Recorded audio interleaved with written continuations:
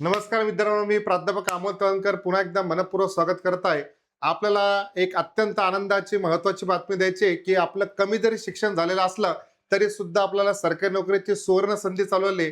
मुंबई उच्च न्यायालयाच्या औरंगाबाद खंडपीठामध्ये या ठिकाणी जवळपास 17 या स्वयंपाकी पदासाठी जागा निघलेल्या आहे आणि शिक्षणाची पात्रता फक्त आणि फक्त 4थी पास आहे. मग आपण बघू शकता ही नवीन जाहिरात आला, ही जाहिरात आताच त्या ठिकाणी अवघ्या 4 दिवसापूर्वी 17 ऑगस्ट 2026 ला आलेली आहे. चला या जाहिरातीविषयी आपण एक्स्ट्राची त्या ठिकाणी माहिती आता जाणून घेऊया. बघा, अशा पद्धतीने ही जी जाहिरात आहे, या जाहिरातमध्ये मुंबई उच्च न्यायालय खंडपीठ औरंगाबाद म्हणजे आपल्या औरंगाबाद बेंचची जाहिरात आहे. जाहिरात आपल्याला माहिती आहे 17 ऑगस्ट 2026 ला आलेली आहे. जसं मी तुम्हाला आता माहिती दिली त्याप्रमाणे आता इथं बघा दिलेलं बघा, मुंबई उच्च न्यायालय खंडपीठ औरंगाबाद आस्थापनेवर स्वयंपाकी स्वयंपाकी म्हणजे कुक या पदासाठी जाहिरात आली आहे. 17 पदाकरता जाहिरात दिलेली आहे. ही या इथे ठिकाणी माहिती दिलेली बघा.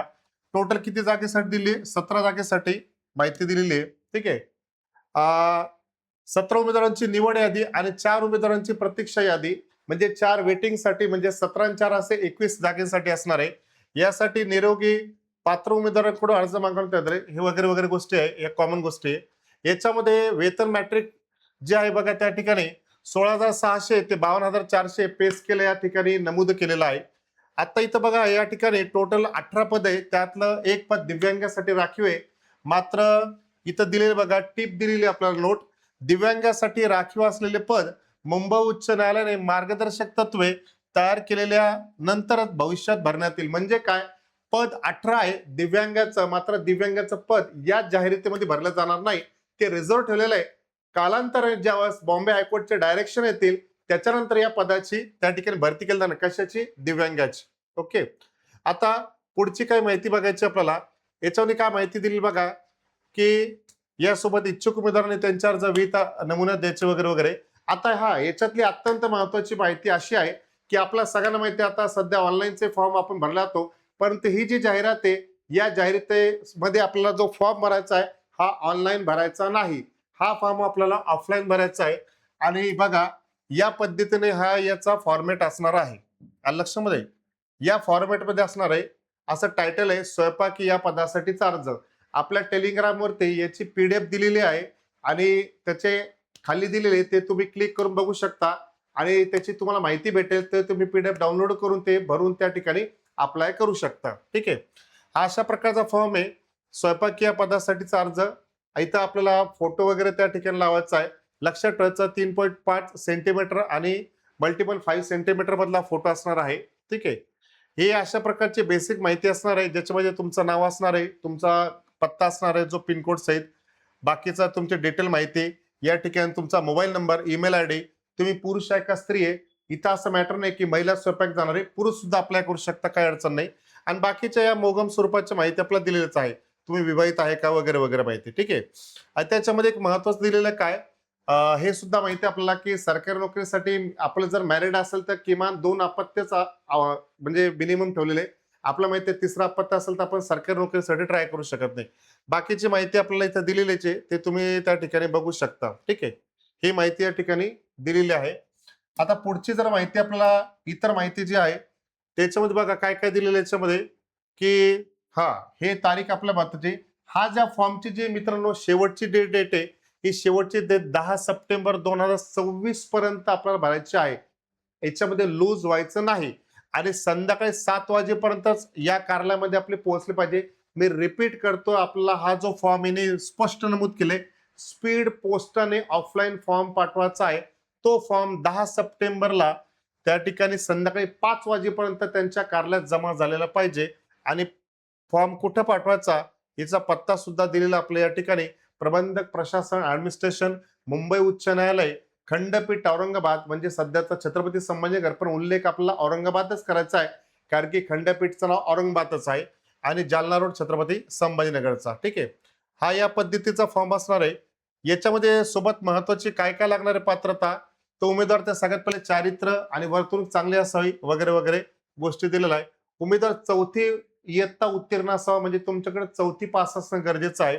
यासोबत 18 वर्षापेक्षा कमी वय, सॉरी 18 वर्षापेक्षा जास्त आहे आपलं वय आणि त्या ठिकाणी 38च्या आत असणं गरजेचं आहे. जर आपण कॅटेगरीत असेल तर 43 एज पर्यंत आपलं म्हणजे 5 वर्षाचं एज रिलॅक्सेशन दिलेलं आपल्याला. ठीक आहे. सोबतच काय दिलेलं या ठिकाणी आपला उमेदवाराला मराठी आणि हिंदी भाषा लिहिता वाचता बोलता आली पाहिजे. म्हणजे इंग्रजी ते आली तरी सुद्धा चालेल, कारण की आपल्याला शैक्षणिक पात्रता फक्त 4थी दिलेली आहे. मान्यताप्राप्त संस्थेचे स्वयंपाक अभ्यासक्रम प्रमाणपत्र असलेल्या उमेदवाराला प्राधान्य दिले जाईल. म्हणजे काय, आपल्याकडे हे प्रमाणपत्र पाहिजेच असं काही नाहीये. यांनी काय दिलं, जर असेल तर तुम्हाला त्या ठिकाणी प्राधान्य दिलं जाईल. कारण की तुम्ही जर अशा प्रकारचं प्रमाणपत्र असेल तर त्या ठिकाणी तुम्ही शिताफीने त्या प्रकारे स्वयंपाक करू शकता, किंवा तुम्हाला मान्यता प्राप्त घेतलेलं आहे का तुम्ही असे मोगम अर्ज केलेला आहे, हे त्याच्यातून दिसून येणार आहे. ठीक आहे. यासोबत उमेदवाराकडे स्वयंपाकाचे पुरेसे ज्ञान आणि त्या संबंधी अनुभव असणं गरजेचं आहे. जर तुम्ही कुठे हॉटेलमध्ये काम केलेलं असेल यापूर्वी आणि तुमच्याकडे जर त्याचा कधी अनुभव प्रमाणपत्र भेटत असेल तर उत्तम गोष्ट आहे. फक्त 4थी पास आहे आपल्यासाठी. हा, याच्यात ही एक गोष्ट महत्वाची आहे. उमेदवाराला सर्व प्रकारचे शाकाहारी तसेच मांसाहारी खाद्यपदार्थ, तुम्ही जर कधी व्हेजिटेरियन असाल, तुम्ही जर म्हणता मी फक्त व्हेजच बनवणार, तसं नाही जमणार. आपल्याला व्हेज आणि नॉनव्हेज हे दोन्ही पदार्थ बनवता आले पाहिजे. या संदर्भात सुद्धा यांनी स्पष्टपणे उल्लेख केलेला आहे की नंतर त्या संदर्भात कुठलीही अडचण येऊ नये यासाठी. ठीक आहे. बाकी पुढच्या काही गोष्टी दिलेल्या आहे त्या आपण बघू. पात्र उमेदवारासाठी अटी काय काय दिलेल्या आहे. उमेदवार हा करार करण्यास सक्षम असा वगैरे वगैरे. उमेदवाराला नैतिक पत्नाच्या ह्या काही गोष्टी बेसिक दिलेल्या आहे.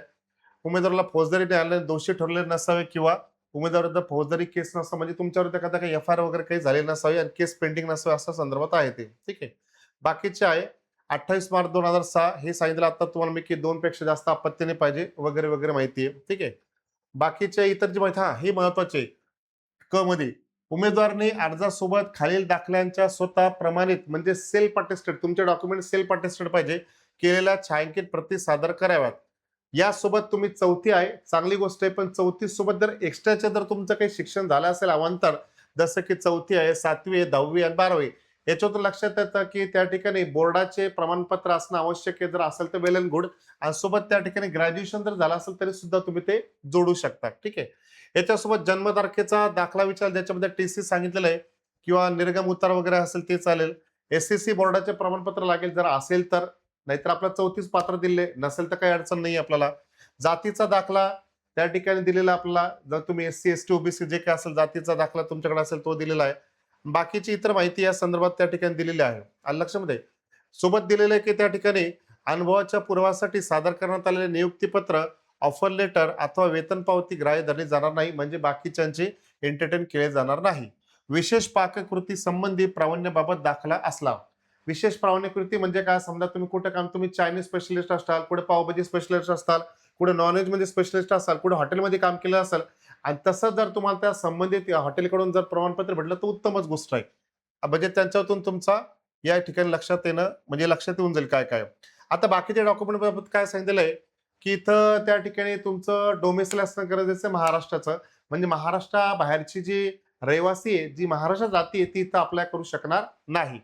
विवाहित महिला असेल तर उमेदवारानं नाव बदलले असल्यास नावात बदलाबाबतचे दस्तऐवज उदाहरणार्थ शासकीय राजपत्र किंवा सक्षम प्राधिकरणाने जारी केलेल्या विवाहपत्राची प्रत. म्हणजे काय, तुमच्या नावात बदल असेल तर गॅझेट लागणार आहे. ते जर नसेल तर तुमचं मॅरिट सर्टिफिकेट असेल ज्याच्यामध्ये तुमच्या सासरकडची नोंद आहे ते असणं गरजेचं आहे. ठीक आहे. यासोबत काय दिलेलं आहे, विशेष अर्थ आहे का विशेष ना, आधार कार्ड लागणार, हे तर बेसिक गोष्ट आपल्याला माहितीच आहे. जाहिरात प्रसिद्धीनंतरची तारीख असलेले 2 प्रतिष्ठित व्यक्तीने दिलेले चारित्र्य संपन्न विशेषतेचे 2 प्रमाणपत्र असणं गरजेचं आहे. चारित्र्य संपन्न म्हणजे काय, तुमचं वेल अँड गुड कॅरेक्टर आहे या संदर्भातली हमी दिलेले 2 व्यक्तींचे तुम्हाला कॅरेक्टर सर्टिफिकेट लागणार आहे. आणि लक्षामध्ये त्या व्यक्तीवर मात्र कुठला गुन्हा नाही पाहिजे, नाही तर त्याच्यावर गुन्हा तुम्ही त्याच्यामुळे सर्टिफिकेट काही काही कामाचं नाही आपल्याकडे. ठीक आहे. आणि काय सांगितलं, विशेष तारीख नंतरचे, म्हणजे जाहिरात आली आपली 17 ऑगस्ट, त्याच्या नंतरचे पाहिजे, त्याच्या अगोदरचे पाहिजे नाही. ठीक आहे. हेच विशेष उल्लेख करण्यासारखी गोष्ट आहे. बाकीची माहिती दिलेली आपला उमेदवार शासकीय कर्मचारी असल्यास वगैरे वगैरे, हे काय विशेष नाही. हा, हे पुढची माहिती महत्वाची आहे. काय, अर्जासोबत स्वतःचा पत्ता ठळक अक्षरात लिहिलेले 5 रुपयाचे पोस्टाचे तिकीट लावलेले कोरे पाकिट पाठवावे. आता आपल्याला स्पीड पोस्टने पाठवायचं आहे, त्याच्यात डॉक्युमेंट पाठवायचं आहे, त्याच्यासोबत काय दिलं त्याने 5 रुपयाचं पोस्टाचं तिकीट पाठवायचं आहे आणि कोरं पाकिट पाठवायचं आहे. हे कशासाठी आहे, त्याच्यातून एक गोष्ट समजते की तुम्हाला ते हॉल तिकीट सुद्धा ऑफलाईन पाठवायची शक्यता आहे, कारण की फॉर्म आपल्याला तो ऑफलाईन पाठवत आहे. मग तुम्हाला ते हॉल तिकीट पाठवण्यासाठी ते रिकामं पोस्टाचं पाकिट मागताय, मात्र 5 रुपयाचा स्टॅम्पचं. पासपोर्ट आकारचा स्वतःचा फोटो सोबत जोडावा. ते फोटो तुमच्या त्या हॉल तिकीट जोडून तुमच्या घरच्या पत्त्यावर ते पाठवणार आहे. उमेदवारांनी त्याला बनवता खाद्यपदार्थाची यादी जोडावी. मी तुम्हाला आता सांगितलं, तुम्ही चायनीज स्पेशलिस्ट असता, नॉन व्हेज स्पेशलिस्ट असता, व्हेज स्पेशलिस्ट असता, अजून जे काय असेल तुम्हाला ज्या ज्या स्पेशल रेसिपी छान प्रकारे बनवता येतात त्याची तुम्ही यादी टेंटेटिव्ह करून सुद्धा त्याच्यासोबत त्या ठिकाणी पाठवू शकतात. आलं लक्षामध्ये? इतर काय सूचना दिलेल्या आहे? हा, ही एक सूचना महत्वाची बघा. आपण जो अर्ज पाठवणार आहे ऑफलाईनचा, त्या अर्जावरती म्हणजे त्या पाकिट ते मोठ्या अक्षरात स्पष्ट उल्लेख करावा. अर्ज पाठवताना पाकिटावर उल्लेख करावा. स्वयंपाकी या पदाकरता अर्ज करीत आहे. आलं लक्षामध्ये? काय स्वयंपाकी या पदाकरता अर्ज करत आहे असा स्पष्ट उल्लेख पाहिजे, म्हणजे तिथं त्यांची कुठली कन्फ्युजन होणार नाही. तसेच एकापेक्षा अधिक अर्ज केल्यास त्याचा तिचा शेवटचा सादर केलेला अर्जच विचार घेण्यात येईल. म्हणजे एकाच व्यक्तीने एकाच कॅन्डिडेटने मल्टिपल अर्ज करायचे नाही आणि केला तर लास्ट अर्ज फक्त विचार घेतला जाईल असं त्यांनी सांगितलेलं आहे. सोबत या संदर्भात कुठलाही पत्रव्यवहार करणार नाही, तुम्हाला ते कोणत्याही एंटरटेन करणार नाहीये, त्यांच्याकडे तेवढा वेळ नाही तुमच्यासाठी बोलण्यासाठी. ठीक आहे. अर्जातील विहित जागी उमेदवारांनी स्वतःच्या अलीकडे काळातील रंगीत फोटो लावायचा, ब्लॅक अँड व्हाईट जोडू नका जुना पडलेला असेल तर. स्वयंपाकी पदासाठी इयत्ता 4थी मधील गुण नमूद करणे अनिवार्य असेल. 4थीतले जर तुमच्याकडे प्रमाणपत्र असेल, आपलं गुणपत्रक असेल तर वेल गुड आहे, नाहीतर नसेल तर मग शाळेत तुम्ही जाऊन त्याची माहिती मागू शकता, कारण की शाळेकडे त्याचा रेकॉर्ड असतो.